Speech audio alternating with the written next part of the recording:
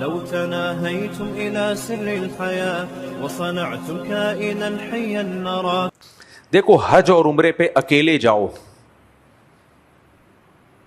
یا اپنی بیگم کو ساتھ لے کے جاؤ. اچھے طریقے سے عبادت کس طرح ہو سکتی ہے؟ بیگم کو ساتھ لے جانے میں یا اکیلے جانے میں؟ اکیلے جانے میں. بہت سے لوگ نہیں لے کے جاتے گھر والوں کو یا فیملی کو, کہتے ہیں ہم بالکل ریلیکس ہو کے اللہ کی عبادت کریں گے, بالکل ریلیکس ہو کے. بیگم ساتھ میں گئی تو عبادت کے علاوہ دنیا کا ہر کام, یعنی عبادت بھی ہوگی. استغفر اللہ, تو غلط باتیں منہ سے نکل جاتی ہیں, کیونکہ اب ظاہر ہے بیگم خواتین کے ساتھ سفر آسان نہیں ہوتا, کمزور ہوتی ہیں. تو اور حج میں تو بیگم کے گمنے کا خطرہ بہت زیادہ ہوتا ہے, کیونکہ پیدل اتنے لمبے لمبے سفر ہوتے ہیں. بہت سے لوگوں کی بیگم میں وہاں گمی ہیں اور وہ پھر کہتے ہیں حج مقبول ہو گیا ہمارا.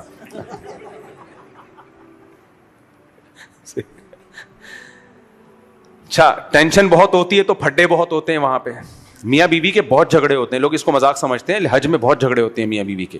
اس کی وجہ یہ کہ حج جتنا بھی وی آئی پی ہو نا, حج کے 5 دن ٹھیک ٹھاک ٹینشن ہوتی ہے. ٹینشن اس سینس میں کہہ رہا ہوں کہ یعنی پریشانی, یعنی بہت زیادہ ٹف ہے حج, مشقت بہت زیادہ ہوتی ہے, چاہے کتنا وی آئی پی کتنا مہنگا پیکیج ہی کیوں نہ ہو. کیونکہ نہ ہیلی کاپٹر سے آپ جا سکتے ہو, ٹرینوں سے جاؤ گے تو اسٹیشن پہ اتنا رش ہوگا کہ ٹرین سے یہاں سے وہاں پہنچنا تو آسان ہے, ٹرین تک پہنچنا کون سا آسان ہے. پیدل چلنا پڑتا ہے تو وہ چڑچڑا ہو جاتا ہے انسان نا اس میں. اس لیے میاں بیوی کے بہت جھگڑے ہوتے ہیں وہاں پہ. بیگم گم جاتی ہے, بڑے مسائل ہوتے ہیں, پھر وہ ملتی ہے تو میاں کو ہی سنا رہی ہوتی ہے ٹائٹ طریقے سے. تو اب میں کیا بتاؤں یار, میرے ساتھ 2 دفعہ ایسا ہو چکا ہے. گھر والوں کے ساتھ میں گیا عمرے پہ, طواف کے دوران گھر والے گم گئے, کیونکہ برقے سب کے ایک جیسے ہوتے ہیں. 2 گھنٹے میں نے گھر والوں کو تلاش کیا ہے. اب اس میں مصیبت یہ ہوتی ہے کہ کسی خاتون کو گھور کے بھی نہیں دیکھ سکتے نا آپ, اور مشہور آدمی تو ویسے ہی نہیں دیکھ سکتا. کوئی ویڈیو بنا رہا ہے صاحب دیکھو لگ رہا ہے 5 بار تلاش کر رہے ہیں. اس قدر ٹینشن ہوتی ہے. 2 دفعہ میرے ساتھ ہو چکا ہے, 2 دفعہ. اور خواتین کا تجربہ نہیں ہوتا نا زیادہ, سمجھایا بھائی یہ ہے فلانا وغیرہ وغیرہ, بہت ہی طواف میں اتنا رش ہوتا ہے. ایک دفعہ آپ کی بیگم گم گئی, اب گئی, اتنی بڑی ٹینشن ہوتی ہے. 2 دفعے وہاں تھکاوٹ بہت ہوتی ہے, 3-3 4-4 گھنٹے لگ جاتے ہیں. کیا یعنی کیسے تلاش کریں؟ خیر ابھی میں زیادہ ڈیٹیل میں نہیں جاتا اس کے. تو یہ بہت ہوتا ہے, اور عمرے میں تو کم ہوتا ہے, حج میں اور بھی زیادہ ہوتا ہے. تو دیکھنے میں یہ لگتا ہے کہ روحانی ترقی اس میں ہوتی ہے کہ آپ اکیلے جائیں. سمجھ میں آ رہی ہے بات؟ روحانی ترقی کس میں ہے کہ آپ اکیلے جائیں, اللہ اللہ کریں. لیکن مولانا شیخ تھانوی نے لکھا ہے کہ وقتی طور پر تو اسی میں روحانی ترقی محسوس ہوتی ہے کہ اکیلے جاؤ اور بالکل دنیا و ما فیہا سے آزاد ہو کے اللہ اللہ کرو. لیکن انہوں نے کہا کہ گھر والوں کو ساتھ لے جانا, اپنی ماں باپ کو یا بیگم کو, جو فیملی کو ساتھ لے جانا, فرمائے جو اس میں دیکھنے میں تھوڑی ترقی ہوتی ہے روحانی تھوڑی, لیکن یہ پائیدار ہوتی ہے. یہ بڑی زبردست خاندانی بات ہے. یہ دیکھو ہر چیز میں پائیداری کی ویلیو ہوتی ہے. کیا خیال ہے؟ آپ نے ایک خوبصورت گھر بنایا, ہیرے جواہرات کا ایسے چمک پٹیاں لگا دی اس میں, آپ نے کسی کو ٹھیکہ دیا, اس نے بنا دیا بہت خوبصورت چمک پٹی لگا کے ایسا گھر, آپ کو لگا کہ یہ وہی سلیمان علیہ السلام نے جو ملکہ سبا کو نہیں دکھایا تھا اس ٹائپ کا ایک گھر بن گیا ہے, بہت ہی خوبصورت. ایک اور ٹھیکیدار کو آپ نے ٹھیکہ دیا تھا, اس نے جو گھر بنایا وہ اتنا خوبصورت نہیں ہے, وہ اتنا خوبصورت نہیں. آپ متاثر ہو رہے ہو پہلے گھر سے, کیا خیال ہے کتنا خوبصورت, لیکن ایک دن کیا ہوا, آپ کو کسی بات پہ غصہ آیا, آپ نے لات ماری کھینچ کے, تو دیوار کو جب ماری تو لات دیوار کے اندر گھس گئی, پتہ چلا وہ گتے کی دیوار تھی. کس کی دیوار تھی وہ؟ بولو, گتے کی. پنکھا لگایا تو لٹکایا تھا نا, تو وہ ہک سمیت, وہ ہک بھی گتے میں اٹکا ہوا تھا, وہ بھی نیچے آ گیا. بارش ہوئی تو دیواریں گلنا شروع ہو گئیں. اور پہلا والا جو گھر تھا نا جس پہ فنیشنگ نہیں تھی, وہ اتنا مضبوط, جب آپ نے دیکھا اس میں تو اتنا سریا ڈلا ہوا ہے, اور اس کو تو کیل ٹھوک رہے ہیں تو کیل نہیں ٹھک رہی. اب آپ کس گھر کو ترجیح دو گے, پہلے والے کو دوسرے والے کو؟ آپ بولو گے یار دوسرے والے میں فنیشنگ نہیں ہے, لیکن جتنی ہے پائیدار ہے. ڈینٹنگ پینٹنگ کا کام اس میں بالکل بھی نہیں ہے, پینٹنگ کا کام ہے, ڈینٹنگ کا کام نہیں ہے. اس پہ میں تھوڑا خرچہ کر کے لپائی پتائی کر لوں گا, کلر اچھا کر لوں گا, جیسے جیسے پیسے آتے رہیں گے بناتا رہوں گا, کیونکہ اس میں جو چیز بھی لگ گئی نا ایک دفعہ قیامت تک کے لیے لگے گی. وہ سمجھ میں آ رہی ہے بات؟ پائیدار ہے, پائیدار. اس میں جو لکڑی کے دروازے ہیں کبھی دیمک اس کو کھائے گی نہیں, اگرچہ دروازوں کا کلر اچھا نہیں ہے, کوئی بات نہیں یار ابھی پیسے ختم ہو گئے, کسی دن پیسے آ گئے تو ایک کلر مار دوں گا اس پہ, لیکن یہ دیمک نہیں کھائے گی ان دروازوں کو کبھی بھی. دیواریں اتنی موٹی ہیں کبھی زلزلے سے گریں گی نہیں.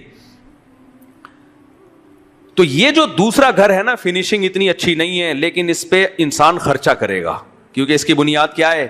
مضبوط, اور جتنا ہے پائیدار ہے. پہلے والے گھر پہ کبھی بھی خرچہ نہیں کرے گا آدمی, کیا فائدہ یار اتنا پیسہ لگاؤں میں اس پہ, یہ تو تھوڑی سی بارش ہوئی پورا گھر ڈہ جائے گا, مٹی کا گھر ہے اندر سے کھوکھلا ہے, بیکار گھر بنا دیا, بس دیکھنے میں لگ رہا ہے. وہی جو ٹھیکیدار جب دوسروں کے لیے بناتا ہے اور اپنے لیے بناتا ہے تو فرق ہوتا ہے نا اس میں. تو ایک روحانیت وہ ہوتی ہے جو ایسے لگ رہا ہوتا ہے جیسے آپ بہت نیک بن گئے. آپ جب جاؤ گے نا جان چھڑا کے گھر والوں سے اور وہاں جا کے عبادت کرو گے اکیلے, آپ لوگ لگے گا ایسا جیسے بہت نیک بن گئے, لیکن یہ نیکی پائیدار بولو نہیں ہے. ایک جو ٹینشنوں کے ساتھ تھوڑی عبادت ہوتی ہے, اس سے جو روحانیت تھوڑی سی پیدا ہوتی ہے لیکن ہوتی بہت جاندار اور بہت پائیدار ہے. وہ بہت. اور آسان مثال, نابالغ بچے آپ نے دیکھا ہوگا بہت نیک بن جاتے ہیں. بعض نابالغ بچوں کو ہم نے دیکھا ہے ایسے نماز روزے کے پابند, شلوار آدھی آدھی پنڈلیوں تک. ہمارے مدرسے میں ایک بچہ تھا بڑا صوفی, ابھی بالغ نہیں ہوا تھا, وہ بڑا صوفی نا, ایسے ہر وقت اللہ اللہ کرتا رہتا تھا, ہر وقت تلاوت. مدرسے میں ساتھ پڑھتا تھا, ہم سے جونیئر تھا وہ. تو ہم کہتے تھے یار بڑا نیک ہے. تو ایک صاحب تھے, انہوں نے بولا کہ بالغ ہونے دو پھر پتہ چلے گا. ابھی یہ کیا ہے, ابھی یہ کیا ہے, بچہ ہے. بالغ ہو جائے پھر پتہ چلے گا. کیوں؟ جب بالغ ہوگا تو اس میں ڈیزائرز پیدا ہوں گی, پھر اس کا فلمیں دیکھنے کا دل کرے گا, پھر اس کو گانے اچھے لگنا شروع ہوئیں گے, انٹیوں کو چھیڑنے کا دل چاہے گا. اس وقت اگر ابھی کا اتنا زیادہ تقوی یہ غیر پائیدار ہے, کیونکہ گناہ کی کوئی رغبت کی چیز بولو نا. ابھی تو اس کی نظر میں جمشید اور جمشیدہ کیا ہیں بھائی, بچوں کی نظر میں تو انٹیاں بھی اٹھا لیں, ان کو انٹے اٹھا لیں, ان سے کوئی فرق نہیں پڑتا, کوئی جذبات ہی نہیں ہے نا برائی کے. تو یہ دینداری پائیدار نہیں ہے. جو بچپن کی دینداری ہوتی ہے یہ پائیدار تھوڑی ہوتی ہے. ابھی تھوڑا بالغ ہونے دو, تھوڑا صحت بننے دو, آواز میں مردانگی آنے دو, اور جو ٹیسٹوسٹیرون لیول ہے وہ ذرا اوپر جانے دو. ہارمون جو مردانہ ہارمون ہے جب کھوپڑی تک پہنچیں گے, اس کے بعد اگر یہ 10 انٹیوں کو دیکھ رہا ہے اور ایک کو دیکھ کے نظر جھکا لیتا ہے, تو یہ ایک کو دیکھ کے بھی جو جھکا لی ہے نا, یہ جھکانا بہت بڑی ویلیو ہے اس کی. سمجھ میں آ رہی ہے بات کہ نہیں آ رہی؟ یہ تقویٰ تھوڑا ہے لیکن ہے کیا, پائیدار اور مضبوط ہے. سمجھ میں آ رہی ہے بات کہ نہیں آ رہی ہے؟ اور آسان مثال دیکھو, ایک آدمی رہتا ہے افغانستان میں, نظر کی حفاظت, کیوں؟ دیکھنے کو وہاں کچھ پگڑی داڑھی نظر آئے گی وہاں پہ, اور کچھ نظر نہیں آئے گی. اچانک وہ چلا جاتا ہے امریکہ, یو کے چلا جاتا ہے, اور چاروں طرف نائٹ کلب کھلے ہوئے ہیں اور ادھورے کپڑوں میں عورتیں گھوم رہی ہیں. اب پتہ چلے گا تو کتنے پانی میں. تو ایسی صورت میں جو تقویٰ تھوڑا ہوگا وہ تھوڑا بھی کیا ہوگا, ہوگا پائیدار. وہ ہوگا کیا, وہ پائیدار. تبھی جو برے ماحول میں نیک ہوتے ہیں نا وہ پائیدار نیک ہوتے ہیں. اچھے ماحول میں جو نیک ہوتے ہیں وہ بھی ہیں, پائیداری تھوڑی ہوتی ہے. بھی کیا پتا بھائی. تو یہ میں نے اتنی ساری مثالیں اس لیے دی ہیں یہ بتانے کے لیے کہ تقویٰ آپ کو رہبانیت اختیار کر کے جو تقویٰ ہوتا ہے وہ تقویٰ پائیدار نہیں ہوتا. آپ کو اسی سوسائٹی میں ان رہ کے تقویٰ اختیار کرنا ہے, وہ تھوڑا ہوگا لیکن ہوگا کیا, پائیدار. اور آسان مثال دے دیتا ہوں یار میں. آج کل دینداروں میں مثالیں جو میں دے رہا ہوں نا, یہ اصل میں صرف مثالیں نہیں ہیں بلکہ سوسائٹی کو سمجھانے کی کوشش کر رہا ہوں کہ گھر میں تربیت کیسے ہو. میں نے ایسے بہت سے لوگ دیکھے ہیں علماء میں, صلحاء میں, بہت نیک بڑے دیندار, انہوں نے اپنے بچوں پہ اتنی سختی کی, ان کو کمپیوٹر لے کے نہیں دیا کہ ایسا نہ ہو بد نظری ہو جائے. آئی بات سمجھ میں؟ یونیورسٹی میں پڑھنے نہیں دیا ایسا نہ ہو آنکھ مٹکا ہو جائے. سمجھ میں آ رہی ہے؟ آنکھ مٹکا تو سب کو پتہ ہی ہوگا, کرتے ہیں تو پتہ کیوں, یعنی نہیں کرتے تو ایسا نہ ہو کہ کہیں آنکھ مٹکا ہو جائے. اتنی سختیاں کرنا شروع کر دیں اور وہ یہ سمجھے کہ ہمارے بچے بہت نیک بن گئے ہیں. بھائی نیک جو یہ بنے ہیں بن گئے ہیں, یہ نیکی پائیدار نہیں ہے, یہ پائیدار نیکی نہیں ہے.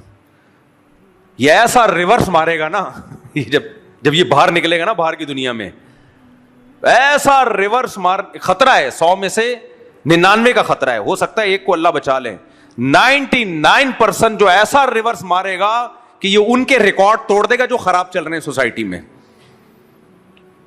ابھی ایک پیر صاحب ہیں, ان کے رپورٹ میرے سامنے آئی, بڑے نیک ہیں, میں ان کو مانتا ہوں, اللہ ان کی نیکی میں اور برکت دے. اپنے مریدوں پہ اتنی سختی کی انہوں نے کہ موبائل رکھنا بھی حرام. سمجھ میں آ رہی ہے بات؟ کسی عالم کا ویڈیو بیان سننا بھی کیا ہے؟ حرام. وجہ کیا ہے کہ آپ عالم کا بیان سن رہے ہوتے تو اس دوران کوئی ایڈ میں خطرہ ہوتا ہے کوئی لڑکی نہ آ جائے, یعنی لڑکی دیکھنا کیا ہے واقعی حرام ہے. میں کوئی جائز ہونے کا فتویٰ نہیں دے رہا, حرام. آئی بات سمجھ میں؟ پھر ہا بھی ان کا بہت گاڑھا ہوتا ہے اور را بھی کیا ہوتا ہے؟ حرام. تو نہ گھر میں ان کے کمپیوٹر ہے, نہ کسی کے پاس بھی اسمارٹ فون نہیں ہے, اور وہ بڑے خوش ہیں کہ ہم نے ماشاءاللہ خلافت اسلامیہ گھر کے اندر قائم کی ہوئی ہے. تو ایسے ایک مولانا صاحب میرے علم میں آئے, میں نے کہا میرے بھائی یہ جس ٹریک پہ چل رہے ہیں نا, نیت پہ کوئی شک نہیں ہے مجھے, نیت بہت اچھی ہے, لیکن یہ سوسائٹی کا مقابلہ کر نہیں سکیں گے. تو ان کی ایک آدھ نسل کے بعد جو بغاوت ہوگی نا وہ پھر تھوڑی نہیں ہوگی. سمجھ میں آ رہی ہے بات؟ وہ تھوڑی نہیں ہوگی, وہ صرف اتنی نہیں ہوگی کہ اسمارٹ فون آ گیا, وہ اسلام سے باغی ہو جائے گا. تو اس لیے شریعت کی باؤنڈری کے اندر رہتے رہتے سوسائٹی کے ساتھ چلنا بولو ضروری ہے. حرام کام کی طرف مت جاؤ, حرام تو حرام ہی رہے گا ہمیشہ, لیکن شریعت کی باؤنڈری کے اندر ہر دور میں بچوں کی تربیت کا وہ طریقہ نہیں ہوتا جو ہمارے بزرگوں میں ہوا کرتا تھا. میں ایک بگڑے ہوئے مولوی کو جانتا ہوں, اتنا بگڑا ہے نا وہ مولوی کہ آپ کو میں اس کے حالات بتاؤں آپ بولو گے یار کوئی مولوی بھی ایسا ہو سکتا ہے. پتہ ہے کیوں؟ اس کے ابا نے حضرت شیخ الحدیث مولانا زکریہ رحمۃ اللہ علیہ کی آپ بیتی پڑھ لی کہ مولانا زکریہ رحمۃ اللہ علیہ کے ابا نے مولانا زکریہ کی تربیت کیسے کی تھی. مولانا زکریہ رحمۃ اللہ علیہ کا نام سنا ہوگا نا, شیخ الحدیث جو فضائل اعمال کے ہیں. آپ ذرا ان کی آپ بیتی پڑھیں, ان کے ابا نے کیسی سخت نگرانی کی ہے, ان کی بہت سخت نگرانی کی ہے, بہت زیادہ سخت. تو وہ شیخ الحدیث بنے, بڑے اللہ والے بنے. تو وہ اس دور کی کتاب اس دور کے ابا نے پڑھ لی, اور وہ جو شیخ الحدیث کے ابا نے جس طرح سے تربیت میں سختی کی تو اس دور کے ابا اپنے بچے پہ اس طرح کی سختی بچپن سے شروع کر دی. حالانکہ وہ اس دور کی بات تھی. اس دور میں اور اس دور میں زمین آسمان کا فرق ہے یا نہیں ہے؟ اس دور میں ایسا نہیں تھا کہ پڑوس میں جا کے وہ ڈرامہ دیکھ لے کوئی بچہ, ممکن تھا. اس دور میں ایسا نہیں تھا کوئی انٹی بلا رہی ہو. اس دور میں ایسا نہیں تھا کالج میں لڑکے لڑکیاں ساتھ بیٹھ رہے ہوں. اس دور میں تو اگر کوئی سینما گھر چلا جاتا وہ تو شریف خاندان کیا, وہ تو چرسیوں ہیروئنچوں سے بھی زیادہ برا سمجھا جاتا تھا. اب فیملیوں کے ساتھ لوگ کیا جا رہے ہیں فلم دیکھنے کے لیے. تو انہوں نے کیا کیا, وہ پڑھ لیا اور وہی اپلائی کرنا شروع کر دیا بچے پہ. تو بچے کی جو تربیت ہوئی نا, چھاؤں میں کبھی اکیلے آنا, میں بتاؤں کہ کیا تربیت ہوئی ہے اس کی ماشاءاللہ. اس بچے نے الحمدللہ, اور الحمدللہ تنزیہ کہہ رہا ہوں, سارے ریکارڈ توڑ دیے بدماشیوں کے. وجہ کیا ہے کہ آپ دیکھ نہیں رہے بھائی سوسائٹی میں اس وقت کیسے تربیت کرنی ہے. دیکھو قرآن بار بار جب بھی دعوت کی بات آتی ہے, ادعو الی سبیل ربک بالحکمت والموعظۃ الحسنہ, اپنے رب کی طرف لوگوں کو بلاؤ حکمت کے ساتھ. یہ حکمت کا لفظ اللہ نے کیوں ایڈ کر دیا ہے بھائی؟ اچھا اللہ ایک خاص طریقہ بھی بتا سکتا تھا, اس طریقے سے بلاؤ. وہ طریقہ اللہ نے اس لیے متعین نہیں کیا کہ ہر زمانے میں وہ طریقہ چینج ہوگا, اس لیے اللہ نے ایک جرنلی ایک کامن لفظ یوز کیا حکمہ. حکمت ہر زمانے میں تبدیل ہوتی ہے, ہر زمانے میں لوگوں کو دین کی دعوت دینے کا طریقہ بدلتا چلا جائے گا. مولانا طارق جمیل صاحب جب گئے نا کسی بڑے ایکٹر کو دعوت دینے کے لیے دین کی, تو ان کی کارگزاری میں نے خود سنی. کوئی بہت بڑا ایکٹر تھا, اس کو دعوت دینے گئے, تو مولانا کہتے ہیں کہ میں نے دعوت ہی نہیں دی اس کو. حالانکہ گئے کس کام کے لیے تھے؟ دعوت دینے کے لیے. اور کمال کی بات ہے, کہتے ہیں میں نے اس کے سامنے بیٹھ کے اپنی پرانی فلموں کی جو بچپن میں کبھی دیکھی ہوں گی توبہ کر لی. انہوں نے وہ ان فلموں کی باتیں شروع کر دی, اس کے جو بہت پرانی فلمیں کبھی دیکھی ہوں گی انہوں نے, اللہ معاف فرمائے ان کو بھی. تو اس زمانے کی تو فلمیں اس زمانے کی فلموں میں اور اس زمانے کی فلموں میں بھی ایسے زمین آسمان کا فرق تھا. خیر فلمیں کسی بھی زمانے کی ہوں. تو کہتے ہیں میں نے وہ تذکرے شروع کر دیے اس کے سامنے. اب کوئی ظاہر پرست تو بولے گا یار یہ کیا, آپ گئے تھے دین کی دعوت دینے کے لیے اور کھانا کھا کے باتیں کر کے آ گئے. بھائی یہ بھی بعض دفعہ یہی دعوت ہوتی ہے. بعض دفعہ کیا ہوتا ہے, از کالڈ دعوت. دعوت کا یہی طریقہ ہوتا ہے کہ دعوت نہیں دینی. میں نے 2-3 ہفتے پہلے بیان کیا تھا نا کہ ایک آدمی نے کہا آپ غیر مسلم آپ سے ملنے کے لیے آتے ہیں, آپ دعوت کیوں نہیں دیتے؟ میں نے کہا یہی دعوت ہے کہ بس ملنے آ جائیں, سلام دعا, چائے پئیں, کھانا کھائیں, السلام علیکم, وعلیکم السلام, ہو گئی دعوت. اسلام کا پیغام تم لوگ نہیں سمجھو گے بھائی, جملہ کمپلیٹ کیا کرو, اسلام کا پیغام چلا گیا. کیونکہ یہ جو دعوت ہے نا کہ آپ اسلام لے آؤ, یہ بہت, اگر ایک دفعہ بھی اس نے کہہ دیا نا نہیں, ایک دفعہ بھی اس نے کہہ دیا نہیں, تو اس کی گمراہی کا عذاب پھر کس پر آئے گا؟ آپ پر آئے گا. تو دعوت کا یہ بھی ایک طریقہ ہوتا ہے کہ کچھ بھی نہ کہے کسی. چندے کا طریقہ پتہ ہے, ایک طریقہ یہ ہوتا ہے بھائی چندہ دے دو, ایک طریقہ ہوتا ہے ماشاء اللہ یار اللہ نے آپ کو بڑا نوازا ہے, ہماری مسجد زیر تعمیر ہے, اور سنائیں کیا چل رہا ہے آج کل, ٹھیک ہے نا. اگلا سمجھ جاتا ہے کیا کر رہا ہے یہ چندہ مانگ رہا ہے. رشتے کا پیغام دیکھو نا, ایک طریقہ ہوتا ہے میں آپ سے شادی کرنا چاہتا ہوں, کبھی بھی نہیں ملے گی رشتہ. جب بھی لڑکی والوں کو خود پیغام بھیجو نا, پتہ ہے آج کل لوگوں میں کھوپڑی صحیح نہیں کام کر رہی ہے لوگوں کی. لوگ سمجھتے ہیں یہ مجبور ہو گیا ہے, اور مجبور آدمی کو ہم نے دینی نہیں ہے, اس میں کوئی فالٹ ہوگا تبھی تو یہ مانگ رہا ہے. لوگ یہ سمجھتے ہیں کوئی اپنی بیٹی کا رشتہ خود کسی پہ پیش کر دے, وہ سمجھتا ہے اس میں کوئی فالٹ ہے. لوگ سمجھتے ہیں کہ کیا ہے اس میں کوئی فالٹ ہے. تو یہ عجیب چل پڑا ہے, حالانکہ ضروری نہیں ہے کہ ایسا ہو, اس میں کوئی فالٹ ہو. تو اس لیے میں جب کسی کا رشتہ نہیں ہو رہا ہوتا نا, تو میں کہتا ہوں آپ نے رشتہ مانگنا ہی نہیں ہے. کتنے لڑکے میرے پاس آتے ہیں, حضرت اتنی جگہ ہم پیغام لے کر گئے ہیں, لڑکی والے لفٹ ہی نہیں کراتے, اور میں ان کے سامنے جا کے بولتا ہوں بھائی دیکھیں میری عمر ہو رہی ہے, آپ کائنڈلی شادی کر دیں اپنی بیٹی کی, میں صحیح رکھوں گا اس کو. میں ایسے جا کے ان سے ریکویسٹ کر رہا ہوتا ہوں, پھر بھی نہیں دیتے. میں کہتا ہوں اسی وجہ سے نہیں دیتے کہ بھیک مانگ رہے ہوتے ہو. بھکاریوں کو زکوٰۃ دی جاتی ہے, بیٹیاں نہیں دی جاتی. آئی بس سمجھ, کیونکہ وہ سمجھ رہا تھا بھکاری پتہ نہیں اس کو کوئی لفٹ نہیں کرا رہا تو کوئی فالٹ ہوگا نا اس میں. میں نے کہا آپ ہر آدمی کے لیے نہیں ہے, یہ اس طرح کے دھتکارے ہوئے لوگوں کے لیے پیکیج ہے جو بھیک رشتوں کی بھیک مانگ مانگ کے اپنا امیج ڈاؤن کر چکے ہیں. تو حکمت کے ساتھ آپ رشتہ مانگنا ہے, کس کے ساتھ؟ حکمت کے ساتھ. اس کا طریقہ یہ ہے کہ آپ اتنے اچھے بن جاؤ اور پھر دور بھاگنا شروع کرو. کوئی رشتہ آپ کے جیب میں پیسے ہوں گے نا, پرسنالٹی ہوگی, اور ایک دیکھنے میں لگے گا کہ آپ کے پاس رشتوں کی کمی نہیں ہے. جب کسی کے لوگوں کے ذہن میں یہ میسج چلا گیا, رشتے ہی رشتے, رشتوں کی فرشتوں کی طرح لائن لگی ہوئی ہوگی. کیونکہ لوگ خود بھی تو تلاش کر رہے ہیں بھائی اپنی بیٹیوں کے لیے, ان کو بھی تو نمٹانا ہے اپنی بچیوں کو. تو جب وہ دیکھیں گے آپ کے اندر قابلیت ہے اور آپ صحیح ہو, تو وہ تو آپ کو جانے نہیں دیں گے کہیں. پھر جب وہ رشتہ دیں کہ بھائی ہم اپنی بیٹی کی آپ سے شادی کرنا چاہتے ہیں, ایک دم لیٹ نہیں جاؤ, ہاں میں تو انتظار میں تھا, وہ پھر سمجھ جائے گا یار کوئی گڑبڑ ہے. تو اس وقت موقع پہ آپ نے استغنا دکھانا ہے, اچھا اندر سے تو مرا جا رہا ہے نا, واہ بس ہو جائے. تو آپ نے کرنا ہے کہ اچھا رشتے اتنے آئے ہوئے ہیں میرے لیے, اب سلیکشن تھوڑی مشکل ہو گئی ہے, تو دیکھتے ہیں ابھی ذرا استخارہ بھی کرتا ہوں, اور میں مشورہ بھی میرا نہیں بولتے نا, مفتی طارق مسعود سے مشورہ کر رہا ہوں, وہ کبھی بھی نہیں دیں گے. وہ تو کہیں گے اتنے آئے ہوئے, یہاں بھی کر لے, وہاں بھی کر لے, یہاں بھی کر لے, وہاں بھی کر لے.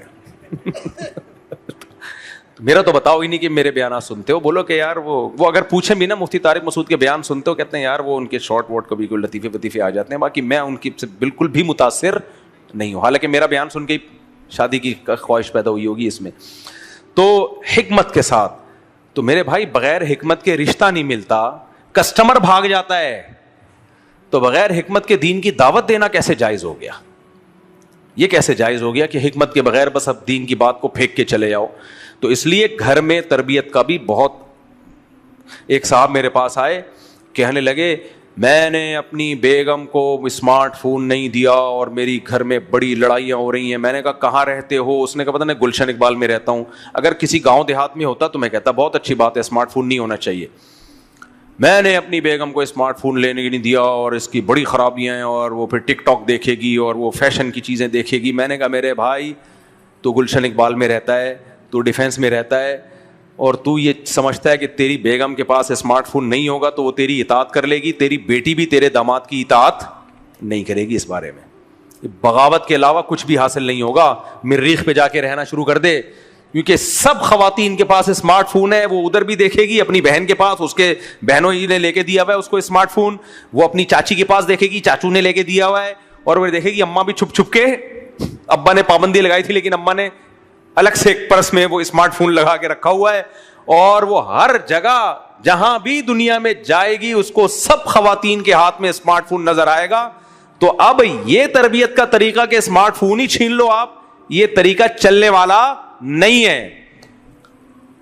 رہا یہ مسئلہ کہ اس پہ تو غلط چیزیں بھی دیکھے گی تو غلط چیزوں کے خلاف بولتے رہو, گھر میں چلتے پھرتے, بیٹا یہ بچوں کو سمجھاتے رہو, بیٹا دیکھو بری چیز نہیں دیکھتے, اور تبلیغ میں لے جاؤ ان کو, فضائل اعمال کی تعلیم میں بٹھا دو. یہ طریقہ تو سوٹیبل ہوگا.